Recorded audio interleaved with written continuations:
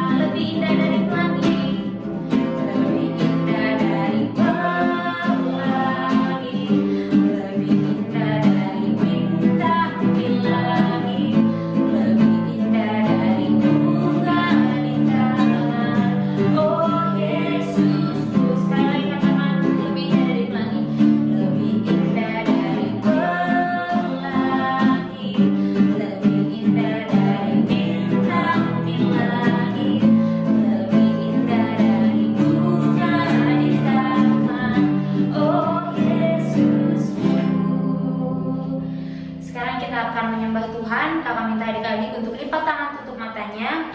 Semua fokus untuk menyembah Tuhan. Kita akan mengangkat lagu pujian Hatiku Percaya. Semua dengan sikap berdoa, dengan bersungguh-sungguh. Kita akan menyembah Tuhan.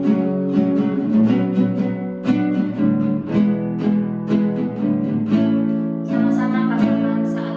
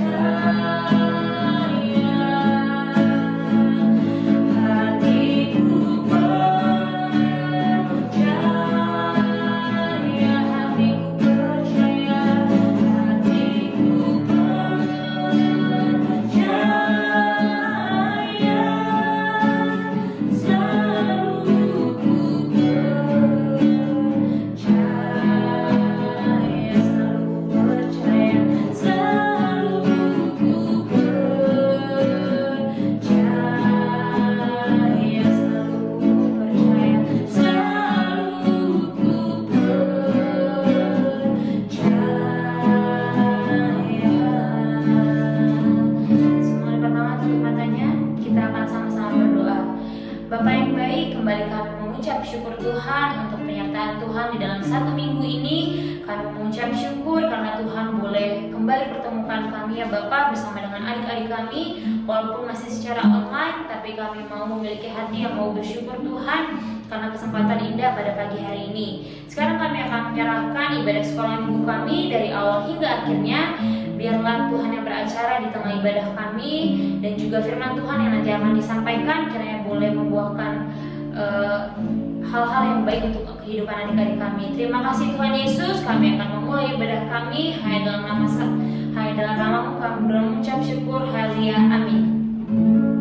Amin. Sekarang kita akan kembali memuji nama Tuhan. Kakak minta adik-adik untuk bangkit berdiri. Kita akan mengangkat lagu pujian Yesus Kokoh.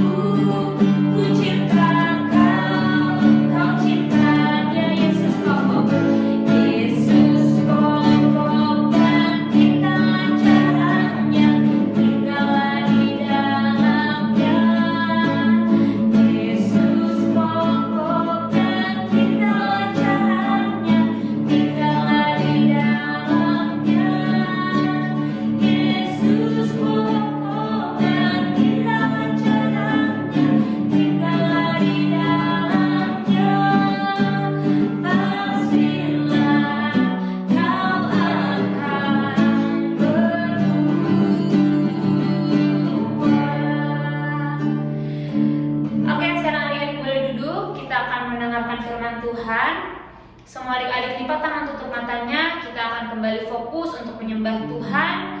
Kita akan mengangkat lagu pujian Kusiapkan Hatiku Tuhan. Dengan bersungguh-sungguh, kakak minta adik-adik untuk lipat tangan, tutup matanya. Kita akan mengangkat lagu pujian Kusiapkan Hatiku Tuhan. Kusiapkan hatiku Tuhan untuk dengar firman-Mu.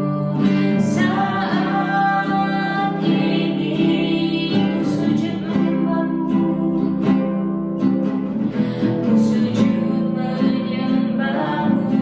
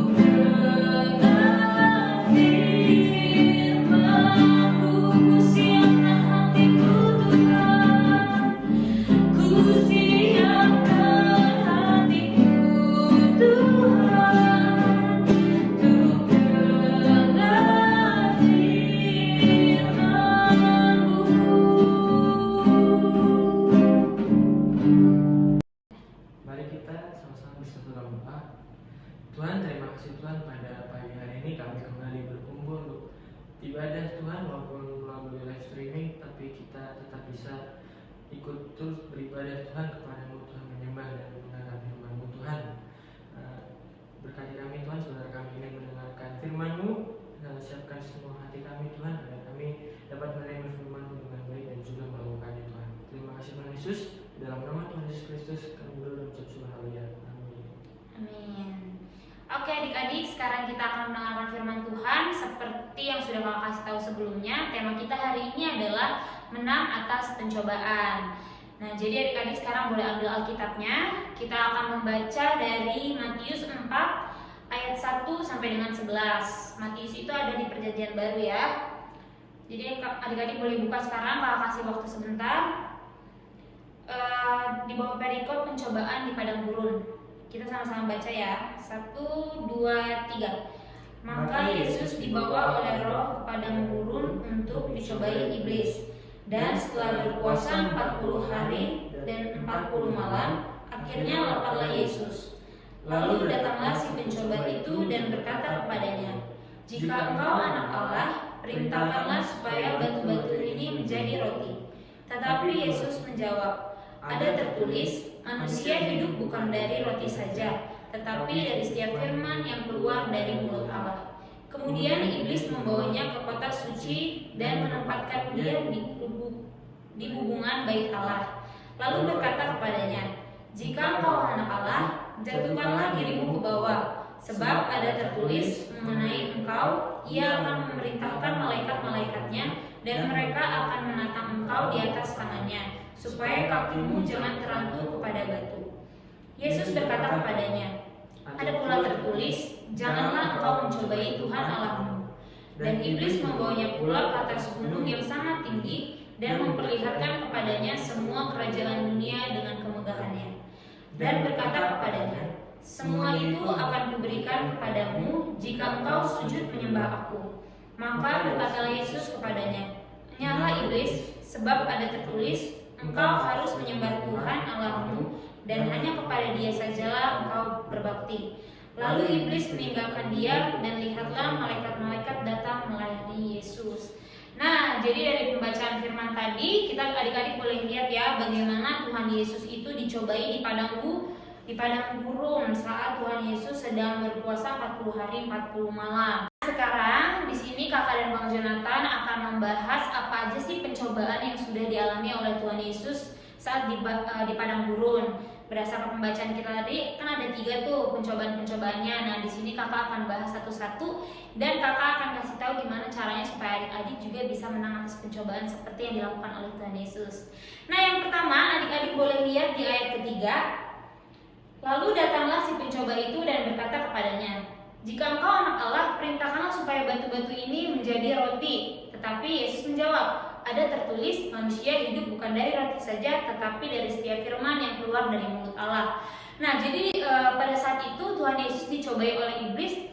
Tuhan Yesus ditantang. Si iblisnya bilang gini, Tuhan, kalau misalkan kamu anak Allah, coba dong perintahin nih batu-batu yang ada di padang gurun ini, biar dia bisa berubah menjadi roti," katanya gitu. Lalu Tuhan Yesus bilang apa? Iblis, manusia itu hidup bukan dari roti saja, tetapi dari setiap firman yang keluar dari mulut Allah. Nah, ini bisa adik-adik terapkan juga di kehidupan adik-adik sehari-hari. Misalkan adik-adik punya keinginan atau kebutuhan yang adik-adik belum bisa capai. Misalkan adik-adik ingin sepeda baru gitu, adik-adik pengen banget nih sepeda baru karena teman-teman adik-adik punya sepeda baru. Nah, tapi di satu sisi karena lagi COVID kayak gini, orang tua adik-adik belum punya duit. Nah, terus bisa aja si iblis masuk ke pikiran adik-adik lalu bilang kayak, Bintang, kamu ambil aja tuh, curi aja tuh sepedanya teman kamu, misalkan kayak gitu. Atau kamu ambil aja tuh duit orang tua kamu buat nyewa sepeda atau beli sepeda baru. Nah, itu kan merupakan godaan dari iblis supaya adik-adik melakukan hal yang jahat. Nah, itu berasal dari apa? Dari hati adik-adik, karena adik-adik iri, menginginkan sesuatu yang bukan milik adik-adik, menginginkan sesuatu yang belum saatnya. Nah, itu tidak boleh adik-adik. Dan juga adik-adik bisa mencontoh Tuhan Yesus. Tadi Tuhan Yesus bilang apa? Manusia hidup bukan dari roti saja, tetapi dari setiap firman yang keluar dari mulut Allah. Nah, ini adik-adik bisa lihat juga di dalam Ulangan ayat 8 sampai 3. Kita sama-sama baca itu di Perjanjian Lama. Nih, Ulangan 8 ayat 3. Jadi ia merendahkan hatimu, membiarkan engkau lapar dan memberi engkau makan mana yang tidak kau kenal dan yang juga tidak dikenal oleh moyangmu, untuk membuat engkau mengerti bahwa manusia bukan hidup dari roti saja, tetapi manusia hidup dari segala yang diucapkan Tuhan.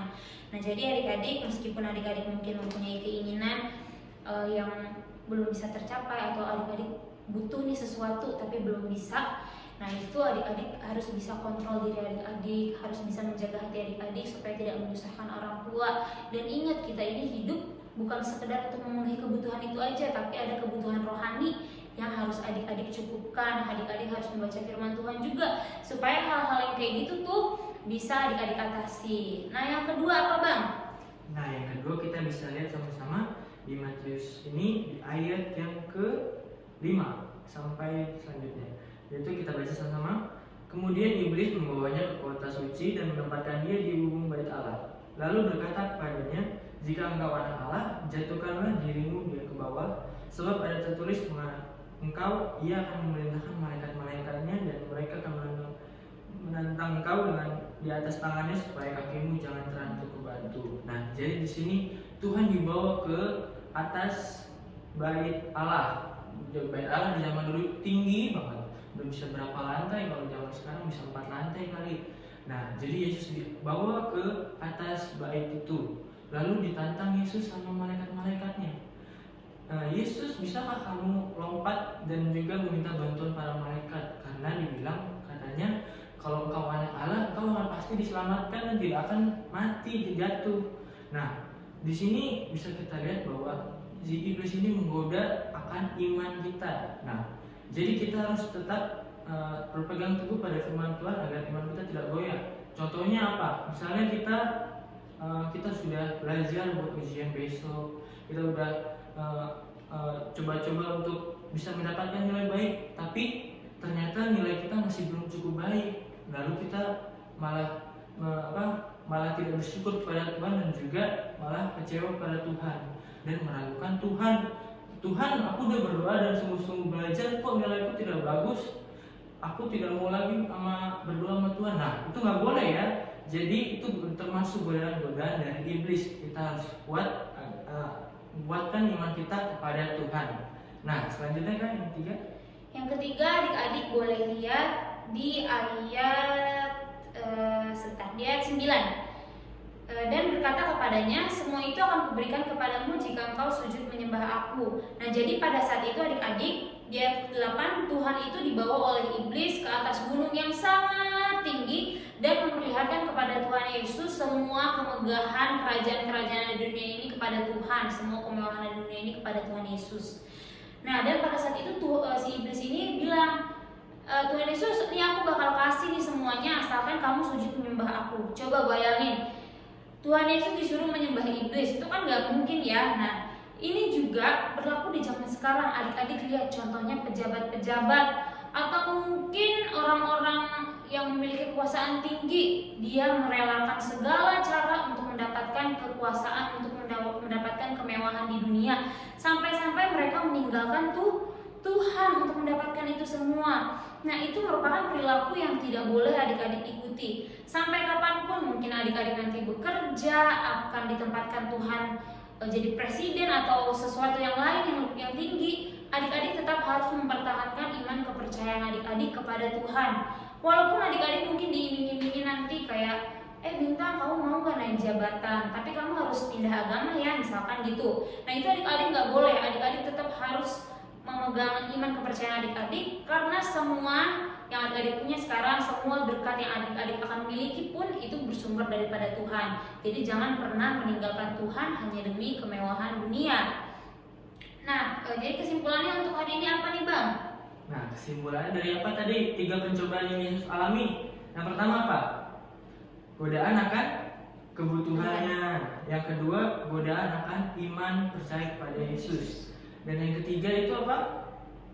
Godaan terhadap untuk meninggalkan Tuhan. Nah, jadi di sini diajarkan bahwa Yesus yang pada saat itu menjadi manusia biasa bisa kok dia melawan godaan-godaan iblis. Berarti kita juga bisa melawan godaan-godaan iblis. Nah, Dari situ kita belajar bahwa kita bisa menang dari godaan iblis itu kalau kita terus berpegang terus pada firman Allah. Nah, dan juga kita tidak akan goyah oleh godaan iblis tersebut. Nah, demikian firman Tuhan kita pada pagi hari ini. Oke, sekarang kita akan menutup ibadah kita. Kita akan mengangkat lagu pujian Terima Kasih Tuhan.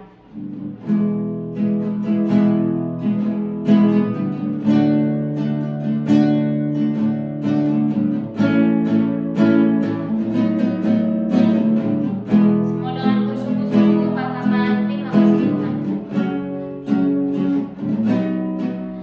Terima kasih Tuhan untuk kasih setiamu yang ku alami dalam hidupku. Terima kasih Yesus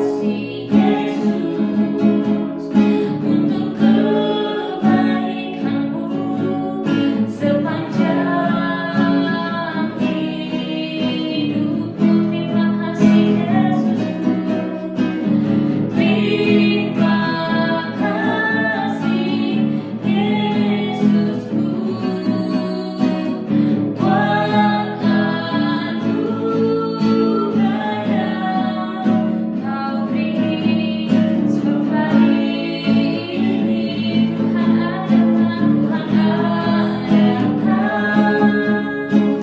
syukur bagimu. Terima kasih Yesusku. Terima kasih Yesusku buat anugerah yang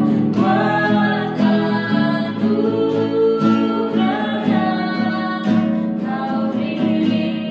Sebab hari ini Tuhan adakan syukur bagimu, syukur bagimu, syukur bagimu. Semua dengan bersungguh-sungguh, lipat tangan, tutup matanya. Mari sama-sama kita mengucapkan doa Bapa kami. Bapa kami yang ada di surga, dikuduskanlah namamu, datanglah kerajaanmu, jadilah kehendak-mu di bumi seperti di surga. Berikanlah pada hari ini makanan kami secukupnya, dan ampuni kami kesalahan kami, seperti kami juga mengampuni yang bersalah kepada kami. Dan jangan bawa kami ke dalam pencobaan, tapi lepaskan kami dari yang jahat. Karena Engkau punya kerajaan dan kuasa dan kemuliaan sampai selama-lamanya. Amin. Tuhan Yesus yang baik, kami sudah menyelesaikan ibadah sekolah minggu kami pada pagi hari ini. Tuhan, kami sudah mendengarkan firman Tuhan, bagaimana Tuhan Yesus bisa menang atas setiap pencobaan yang Tuhan alami pada saat di padang gurun. Kami meyakini Tuhan, kami mempercayai bahwa itu juga akan terjadi dalam kehidupan kami di saat-saat mungkin kami mengalami pencobaan. Kami percaya dengan iman kami akan menang atas pencobaan tersebut Tuhan, dan juga kami bisa melalui setiap pencobaan bersama Engkau. Dan juga Tuhan Yesus, kami ingin berdoa untuk adik-adik kami yang saat ini masih sekolah online maupun beribadah dengan online. Tuhan yang boleh memberikan hati mereka supaya hati mereka bisa fokus Tuhan dalam menjalani setiap kegiatan yang dilakukan secara online ini. Terima kasih Tuhan Yesus, kami ingin menutup ibadah kami hanya dalam kami mengucap syukur. Haleluya, amin. Hormat bagi Allah.